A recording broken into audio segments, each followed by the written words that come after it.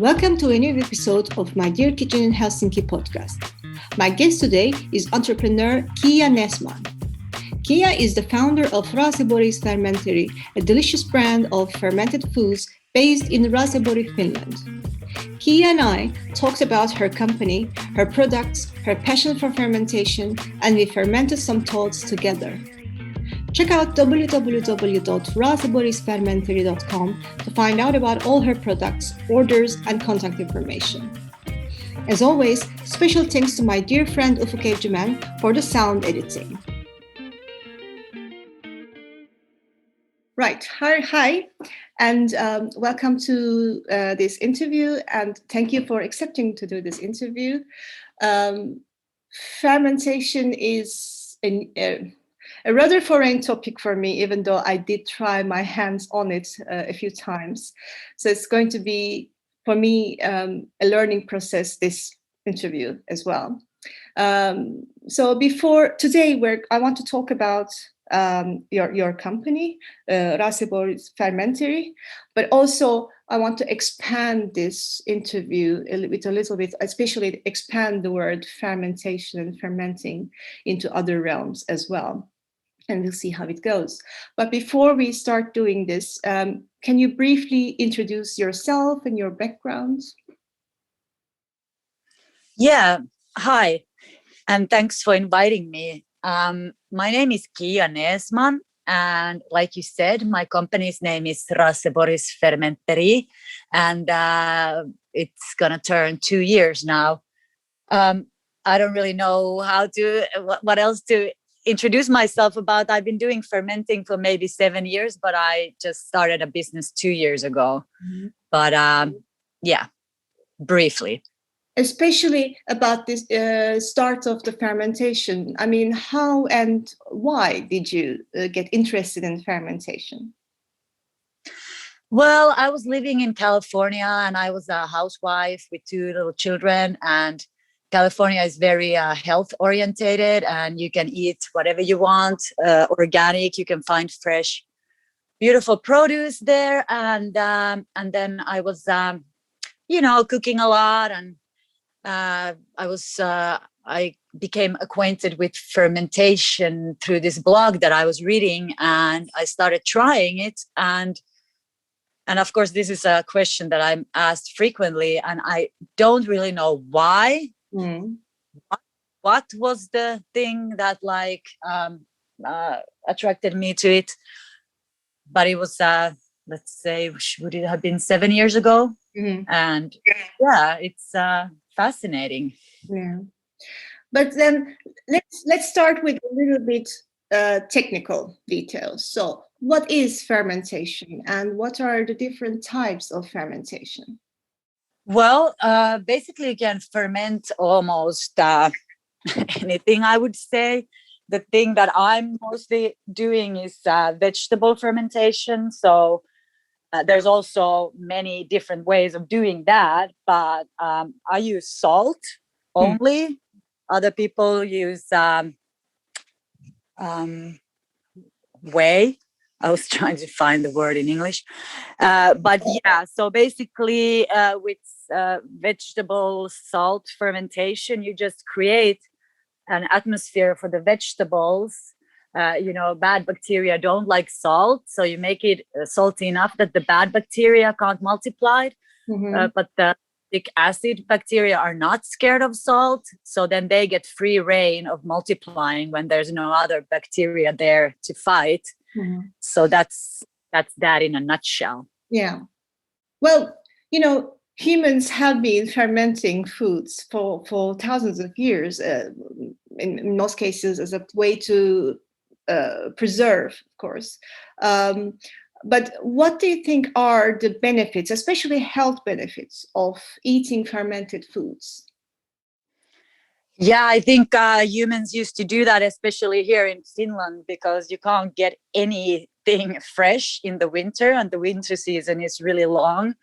So it's a way of preserving where you actually increase the nutritional value in the thing that you preserve. Mm-hmm. And that's actually also what intrigued me in the first place?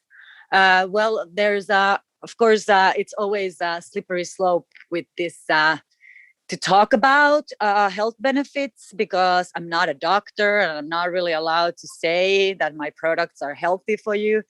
But they have lots of natural prebiotics and probiotics, which is known to people know by these days that the gut is your other brain, and your gut flora and balance affects like pretty much everything in your whole body and the balance. Now let's talk about Raseborgs Fermenteri. Okay. So you said that you've been doing fermentation, or at least interested in it, for 7 years, but you started 2 years ago to do this company. So why or how did you decide to start a company on this? It's actually like I was kind of fighting against it the whole time, but it felt like there was all these signs that kept showing me that I should really go for it. I bumped into this food artisan course here locally in Raseborg, and it was like a weekend a month where you would learn like the kind of the boring side of having a company, like the bookkeeping and how to start a company and the finances and all this. And of course, it's like there's a lot of bureaucracy, around that. And it's not just, hanging out with the vegetables and selling to people. But yeah, I don't know. As I said, it was kind of a calling, I would say. Okay.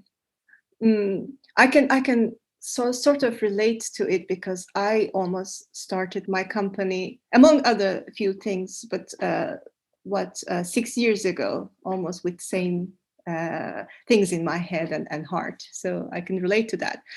Now, before we go into, just for people who are not familiar with Finland, where exactly is Raseborg? Well, everybody is in the world is familiar with the orange scissors. So my fermentary is in Fiskars village, where they have been making those scissors since the 1600s. But basically, it's 1.5 hours west from Helsinki and pretty close to the coast. Yeah. I haven't yet. I mean, I've been here. This is a shameful thing to admit, but I've been living here in Finland for 10 years and I haven't yet visited Fiskars village, but I'm hoping. Well, this summer. Yeah, this summer. You should come and say hi. Yes, I really want to. I'm planning a Western, if we can, of course, travel.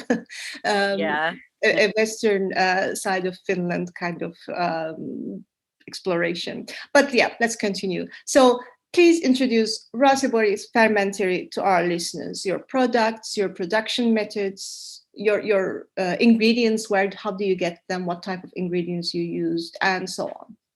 Okay. Well, I make mostly sauerkraut and kimchi in the winter season, and I try to get my vegetables from as close by as possible. At some point, I have always probably around Christmas, I've already used up all the local cabbage, and then I order from wholesale, but it's always organic and domestic cabbage anyways. And by this time, cabbage is almost gonna be out, and when I'm gonna call them next time maybe, or one of these times, they're gonna say there's no more cabbage. But now summer season is starting. So in the summertime, I make everything that I can get from the local farmers. So that's a really inspiring and fun time in the summers. I make cucumbers and beans and chili sauce. And this summer, I'm going to make some fermented spreads to put on bread, because I've been lucky enough to know lots of sourdough bakers, and I've got really into trading and eating sourdough bread, so I want to put something super yummy on it. Fermented on fermented, double fermented, and I ferment garlic and make garlic paste. I like to make vinegar also from my own apples, and pretty basic, just vegetable ferments. Yeah. And your production methods, there is some information on that in your website, like what kind of you use and things like that. But if you can elaborate on that here in English as well. Yeah, so I don't use any plastic. I ordered my crocks. They're ceramic 20-liter crocks from Germany in high school German. And they, I mean, I've got criticism that, they're so heavy and they're so difficult to wash. But I'm like, yes, but it's a conscious decision because I don't want to add any more plastic to our bodies, which we get enough anyways. So basically, I use glass jars also, and that's what you were getting at, I think. Yes, exactly. Was there? Yeah. Now I found your products and your brand in Muji store in Kamppi, Helsinki. And I got this parsnip kimchi. Yeah. And now I'm eyeing the turmeric, was it paste or something like this? Looking at really, because I love turmeric, not just the taste of it, but also the color of it. So the next one is going to be that. But where else can people find your products? Well, Muji is the only one in Helsinki that sells my products right now. My favorite way to sell is to go to reco rounds, because I get to meet the customer. It's like you can like get direct feedback, or you can like say, hey, this batch of kimchi is a little spicier this time, or whatever. And then also it's economically the best way to do it. But I do have some other, there's other stores that sell my products also in Tammisaari, here in Fiskars, in Maatilapuoti in Kirkkonummi, Hanko, Keisiri in Lohja.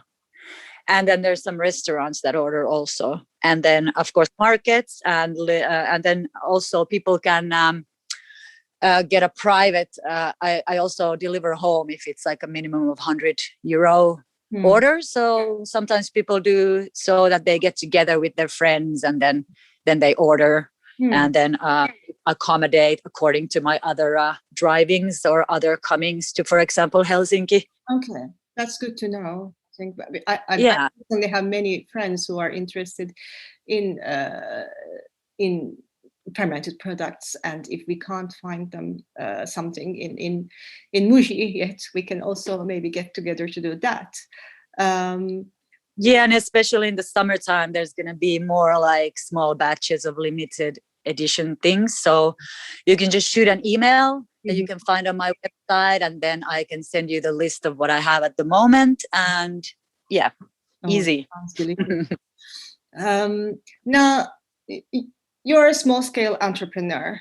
So how do you feel against or about mass production fermented products, and especially their place in the markets? Well, I would say that there's no way that, for example, I can make enough ferments to feed the whole population without like becoming a machine myself. So I think it's good that there's other people doing it, but I guess it's like with mass production, anything, I feel like there's not a really important ingredients is like love, and there has to be some thought behind it, because everything is energy anyways. So people can have a choice of eating something small produced with good ingredients and lots of conscious like ideas put in there. Then that's like why not do that? If you have a choice. True. Now this brings me to the topic of local food system in Finland. How do you situate then Raseborgs Fermenteri in the local food system of Finland? Well, of course, I am a small scale entrepreneur, and I use as much as possible local products. And I think it's like, I've been actually thinking a lot about this, about how like supermarkets, for example, work, and it's kind of a new system, and that's not a very sustainable system at all. And you know, with evolution, we try different things, and we maybe find out that some things don't work, and maybe we go back to what was before, like let's say LP, CD. We find out that records are better than CDs anyways. So I'm rambling, but I think that the way to go would be like reko, or like buying straight from the farm, or there's a lot of different ways now to even order online with like a big variety of things, and you can even get them home delivered. So you know, there's a lot of food waste in the supermarket system, and it's definitely very unsustainable. So I think I'm right there within the sustainability thing. So you yourself used the word sustainability, and that was my next question actually. Local food sustainability. What is your sort of definition of sustainability in the local context, or if you want in general in food sustainability? And do you think fermentation itself can be a tool for sustainability? Well, I think like what my definition of sustainability would be, maybe like least harm to least amount of people, or the planet, you know, like if there is choices of doing it different, then why not do it in a friendlier way. I'm like completely sidetracked with my thoughts. What was your last? Well, what did you ask me? Sorry. Can fermentation be a tool for sustainability? Yeah, definitely. Well, even the way how I started fermenting was that I had lots of vegetables always in the fridge that were going bad, and I would just throw them all in one big pot and ferment them, and I would have ferments that had up to 12 different things, and that way you don't have to throw it away, and you can just preserve it for a really long time and even add the nutritional value. So that's just like a small like trick that everybody can do at home, even for sustainability. That's a very good point, because there is a massive amount of food waste in Finland as well. So that could be a good way also to tackle with that, especially coming from your example. But talking about Finland then, I mean, we talked about local food system, local food sustainability, but then there is the local cuisine. And you briefly mentioned about how, for example, people have been doing fermenting in Finland due to, for thousands of years. But what is exactly the position of fermentation and fermented products in Finnish cuisine? If you could introduce a bit Finnish cuisine to our listeners, for instance. Well, somehow, like, I'm absolutely certain that Finnish people have like fermented vegetables forever, but I think it has somehow died out here in between a little bit, because there's not like as strong as of a culture of that, like in, for example, Russia or Estonia or Poland. But well, next weekend we have Vappu, 1st of May. So like a pretty traditional drink, for example, for Vappu is sima, which uses bread yeast these days. But I have my suspicions that we've probably made it with like birch sap back in the day, because that's the season coincides perfectly.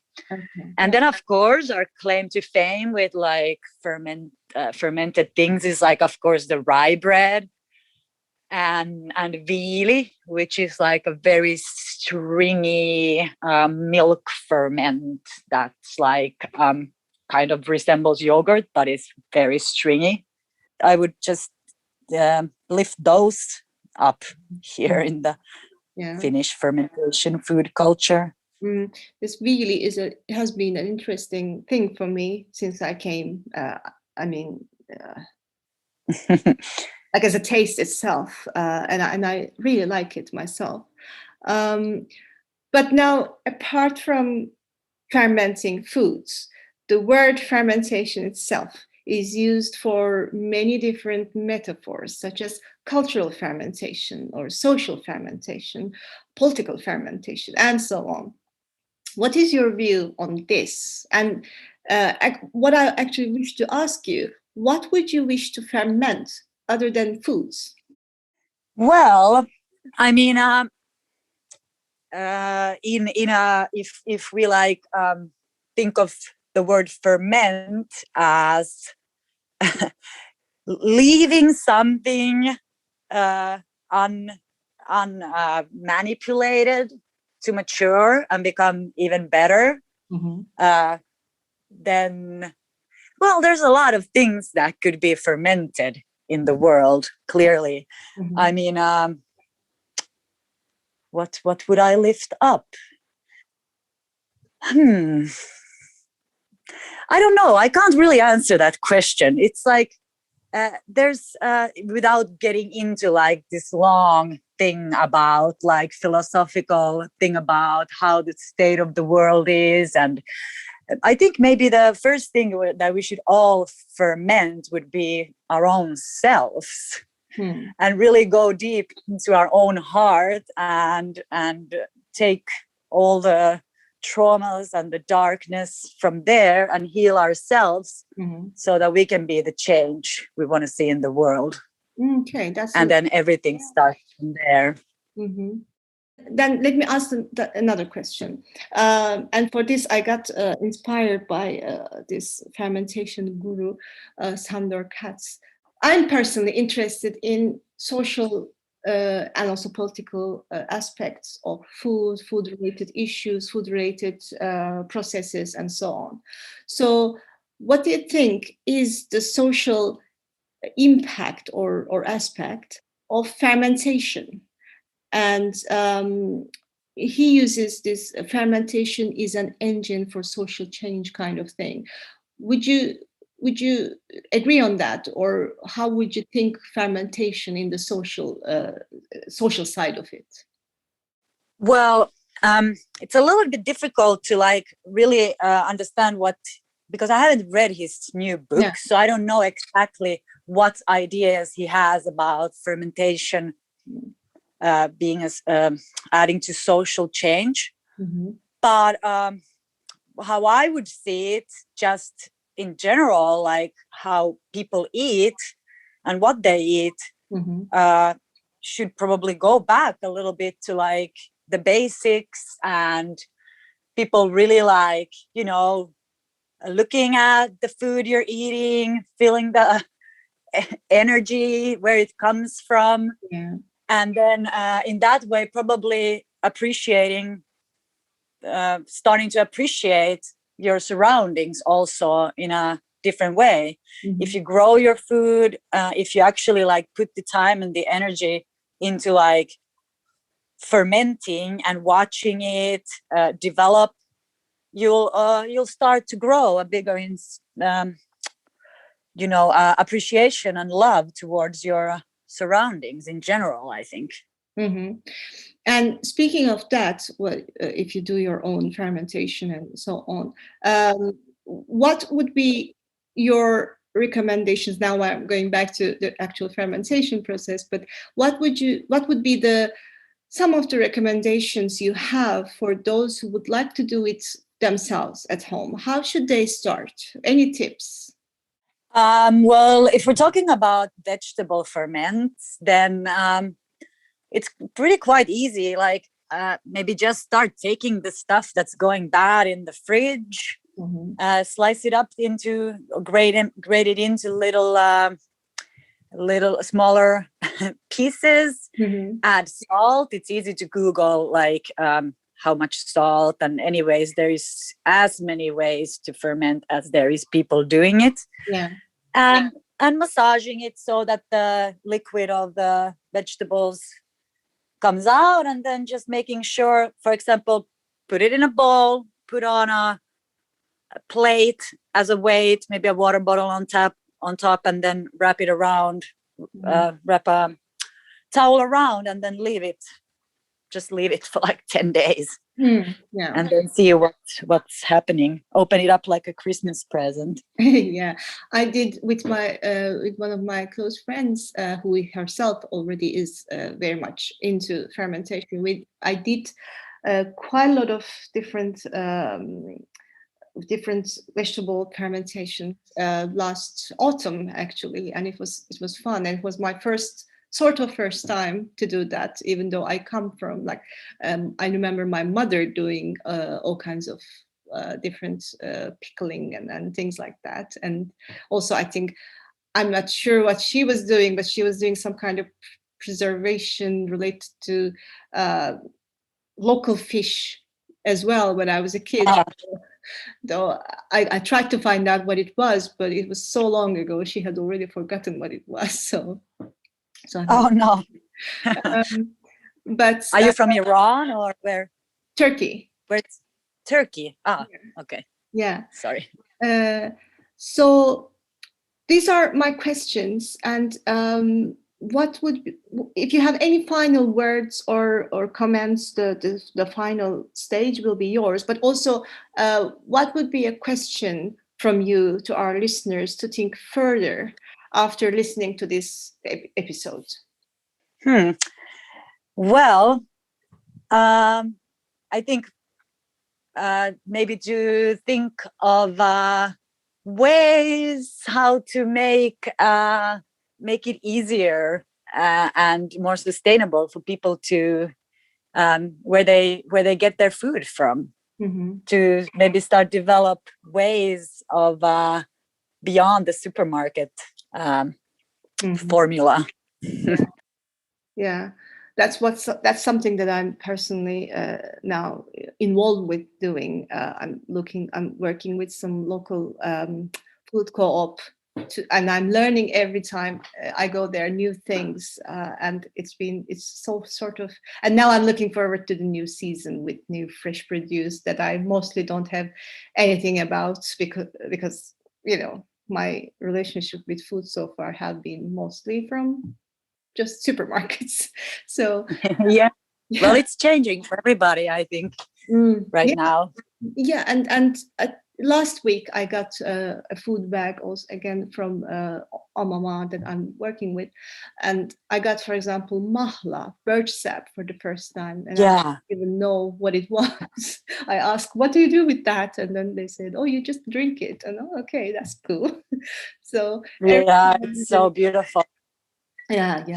We had some sap running also here, but my back was hurt for 2 weeks, so I couldn't wobble up to the forest to check it. So it was pretty minimal. I asked my daughter to go empty the bottles sometimes. Last year I fermented sap, and it's beautiful also. I still have a bottle left from last year. Oh, that's good. I think I'm going to go to Muji and buy that turmeric one that I hope there's still some left, because I just wanted to first try the kimchi that I told you, this Palsternacka kimchi, but now I want to go that turmeric one. Yeah, the turmeric has garlic and ginger also. It's kind of like you can use it if you're like lazy and you just want some fast food. You can throw it on vegetables or something afterwards, and then that's enough for spicing. Yeah, perfect. Okay, well, thank you for this interview. I'm happy that we could do this, and I'm hopefully, if we can travel in summer, hopefully this time we'll be there, and if you're there as well, maybe I get to meet you in person too. There's so much food adventures to be made here in this area. You're so welcome to visit. Oh, I'm looking forward to it. Thank you, and good luck with your fermentation adventure, and we'll hopefully meet one day. Yes, thank you.